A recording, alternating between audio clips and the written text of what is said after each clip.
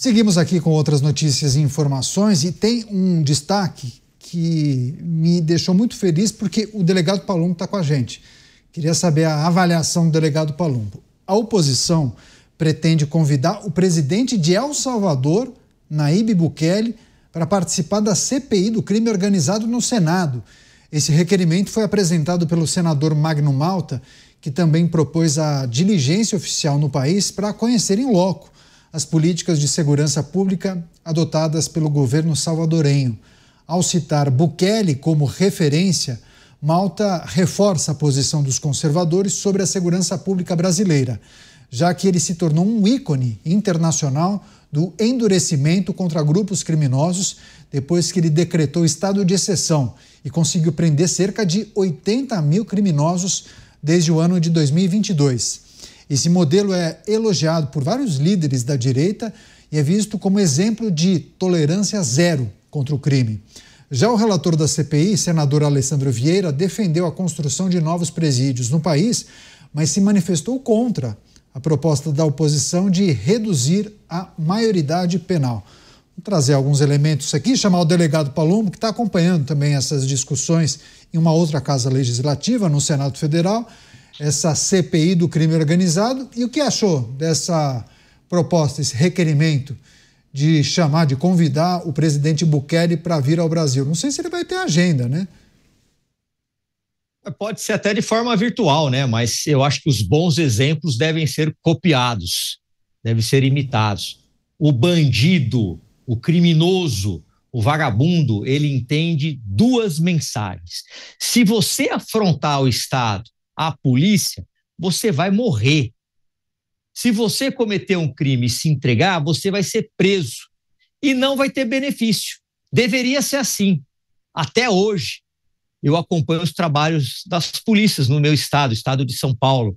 Acompanho a GCM, acompanho a Polícia Civil, acompanho a Polícia Militar e todos os presos, 100% dos presos que eu converso.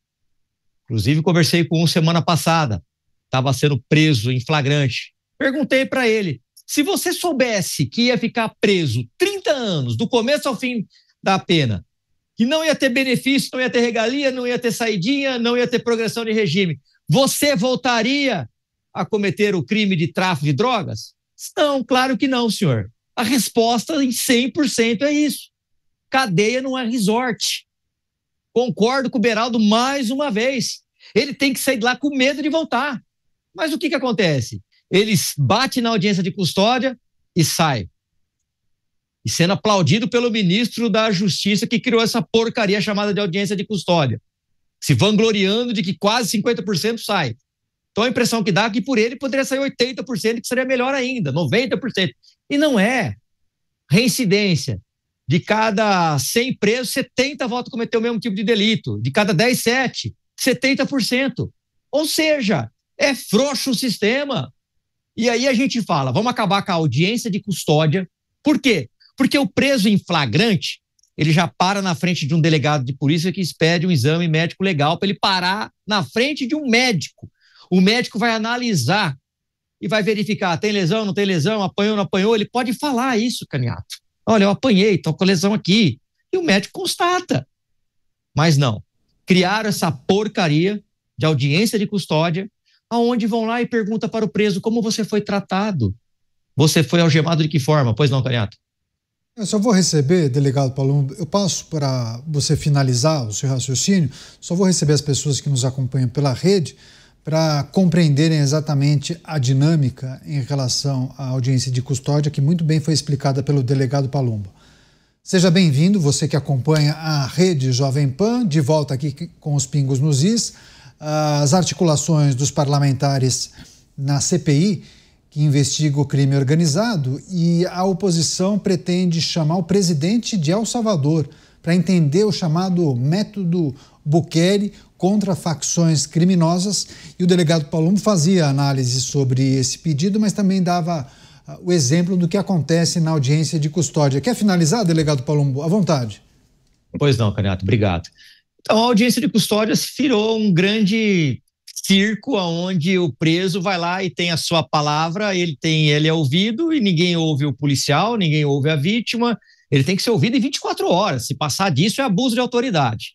Só teve um caso que não foi abuso de autoridade quando passou de 24 horas, que foi no 8 de janeiro. O resto é tudo abuso de autoridade. O delegado, geralmente, ele assina lá na corregedoria um abuso de autoridade, isso quando não é denunciado. Mas, enfim, o preso tem que entender que cadeia não é resort. Cometeu o crime, livre-arbítrio de enfiar um revólver na cara de alguém, você vai para cadeia, você não vai ter benefício, você vai trabalhar para pagar a sua comida, você vai trabalhar para pagar a vítima que você lesionou, você vai pagar o bem que você subtraiu, mas não, aqui ele vai para a cadeia, ele recebe 4 refeições, entre as refeições tem bananinha, tem docinho, tem academia para ele fazer ginástica, alguns iluminados, que eu não sei de onde vem. Esse realmente deve vir de Marte. Vamos colocar jiu-jitsu para o preso. Olha que ideia estúpida, colocar jiu-jitsu para o preso. Para quê? Porque da próximo roubo ele fazer um mata-leão na vítima ou quebrar um braço num armlock, é para isso que eles querem colocar jiu-jitsu? Então são ideias de pessoas que não entendem nada de segurança pública. O dia que neste país aqui nós realmente colocarmos tolerância zero e o bandido entender, acabou a farra, acabou. Se você cometer crime, você vai ficar atrás das grades, vai ficar enjaulado. Você não vai ter direito, você vai ter deveres. Dever de trabalhar, dever de cumprir regras, dever de obedecer e vai ter a obrigação de cumprir a pena. A gente começa a diminuir, mas não. É lei de abuso de autoridade, é audiência de custódia, é progressão de regime, é bananinha que ele recebe, é docinho que ele recebe na cadeia, é o celularzinho para ele continuar cometendo o crime, é a aulinha fitness, igual tem aqui, não é culpa dos policiais penais, não, essa ideia veio aí de cima do governo. Vamos colocar aulas fitness, vamos colocar massagem, pelo amor de Deus, é criminoso, não é gente de bem, é criminoso. E aí vem o Bukele, consegue diminuir a criminalidade no seu país, não pode estar afrontando os direitos humanos. E o direito das vítimas?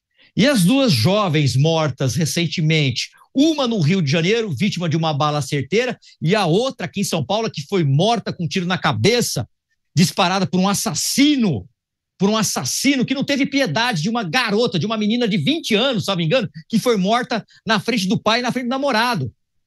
Para ela não tem direito.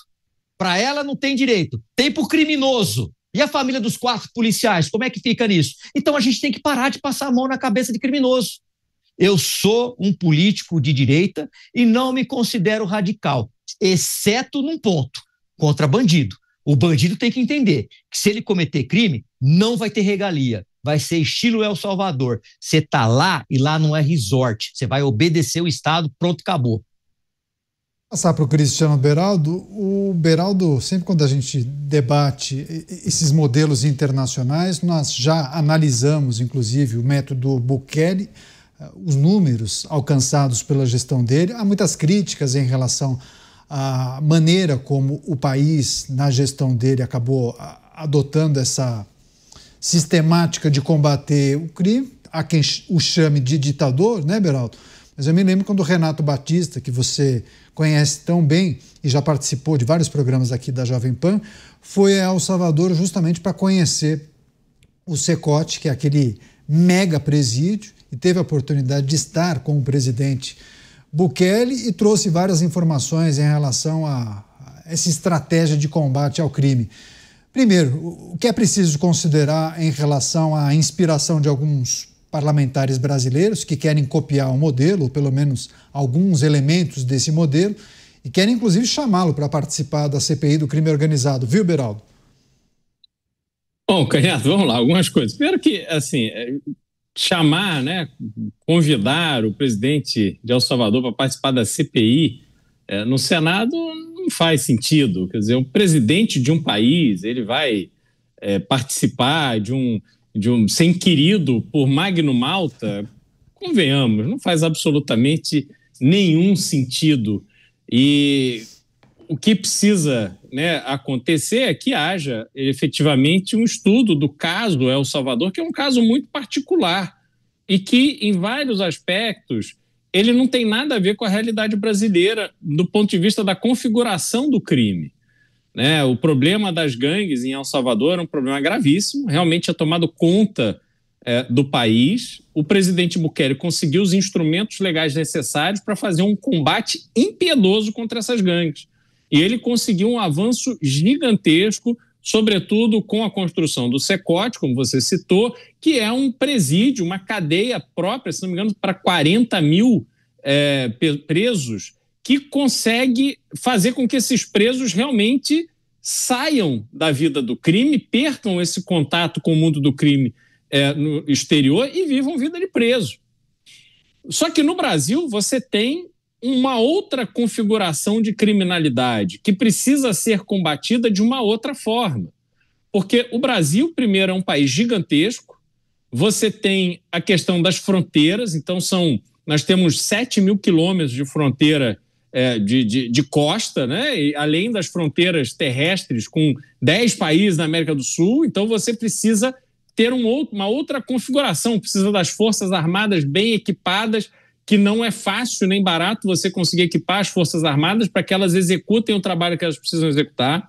Você precisa ter a Polícia Federal preparada para fazer o trabalho que ela precisa fazer, preparada, equipada, armada, treinada, com inteligência, com todos os recursos possíveis, para que ela consiga ter uma atuação efetiva para controlar as nossas fronteiras, acabar com essa passagem indiscriminada de cocaína, de cigarro, de armas e tantas outras coisas que passam pelas nossas fronteiras e alimentam o sistema do crime no Brasil.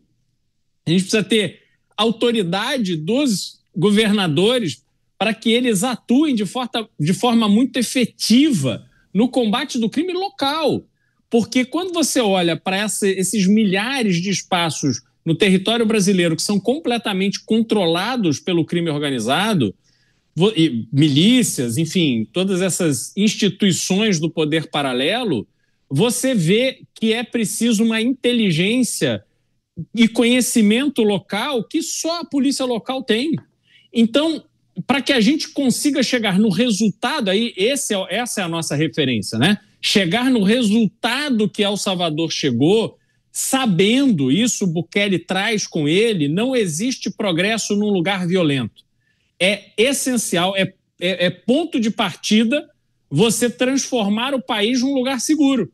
Não só a sensação de segurança. Eu me lembro de visitar o Rio de Janeiro, Canhoto, na época pré-olímpica, ainda no governo de Sérgio Cabral, e eu ficava impressionado, porque eu morava já no exterior naquela época e ia ao Rio de Janeiro visitar minha família ou por algum assunto de trabalho, e as pessoas chegavam lá, os meus amigos de infância e tal, eles falavam como se o Rio de Janeiro fosse o lugar mais seguro do mundo.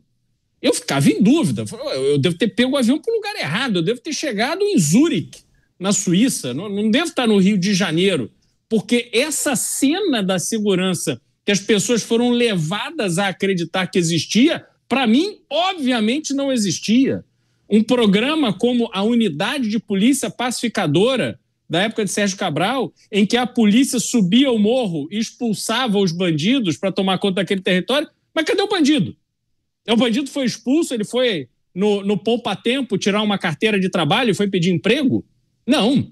O bandido continua sendo bandido. O bandido só está fazendo bandidagem em outro lugar. Então você não resolve assim. Por isso que a fórmula do Bukele é tão efetiva, porque ele foi atrás de um por um.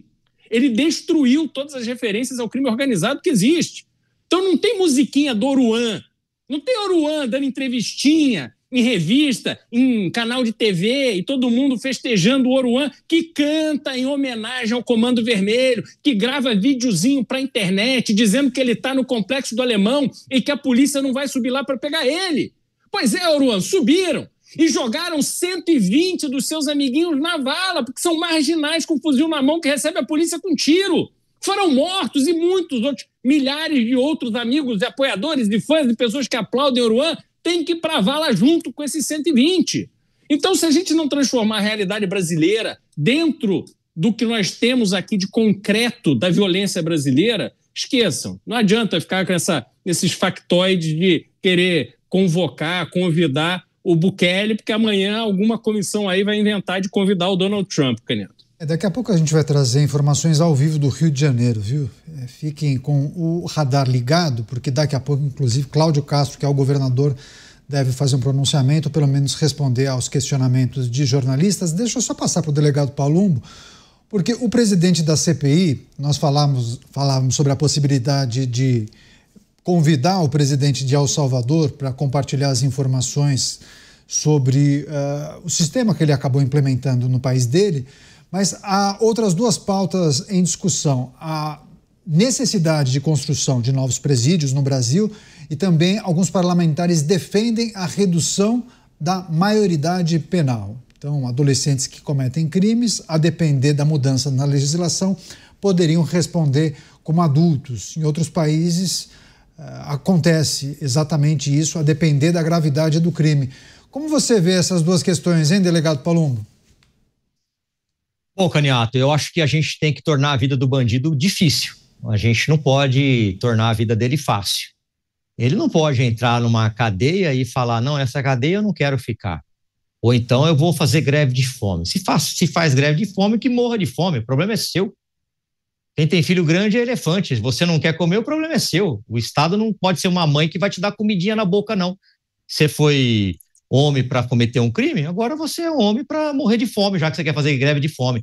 Ponto. Mas aí aparece ONG, aparece ouvidoria, aparece tudo quanto é defensor de bandido, aparece deputado, aparece senador, vamos lá investigar o que aconteceu no Rio de Janeiro, faz uma comitiva para subir o morro, nossa, foi uma matança. Não, não foi uma matança.